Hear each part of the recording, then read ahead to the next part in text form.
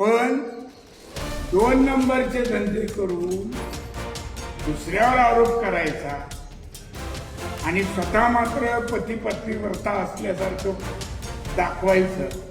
आणि तुमचे मूळ उद्योग काय होते सगळ्या बार्शीकराला माहिती आहे.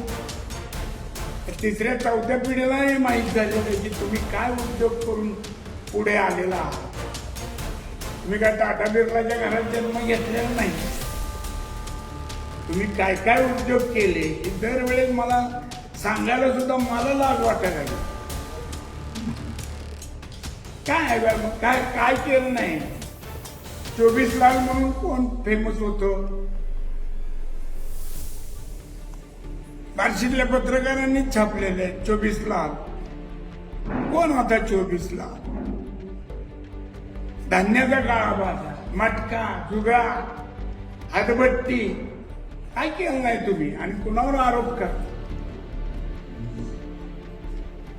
हे सगळं म्हणजे स्वतः बरबटलेले असताना मी पवित्र आहे म्हणून दुसऱ्यावर शिंतोडे उडवायचा प्रयत्न करणं हे निदान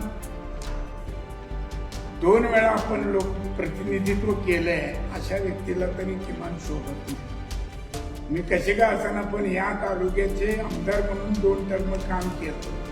थोडं भान जागेवर ठेवून बोललं वागलं पाहिजे. बेभान झाल्यासारखा वागणं, बेताल वागणं ज्याला म्हणतो आपण, ते काही शोभा देत नाही.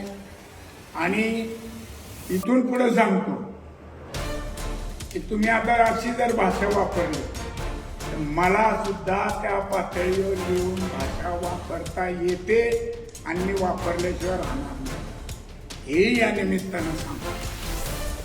दरवेळेस आम्ही शांत आहोत म्हणजे आम्ही काही साधू संत नाही. आम्ही राजकारणात येत आहोत. आम्ही त्या गावातच जन्म, गल्लीतलाच जन्म आहे आमचा. आम्हालाही सगळे प्रकार माहिती आहेत आता. पण आपल्याला लोकांनी अनेक वेळा अनेक चांगल्या पदावर निवडून दिल्यामुळे कसं वागायचं असतं हे पूर्वसुरींच्या जे लोकप्रतिनिधी होऊन गेले आता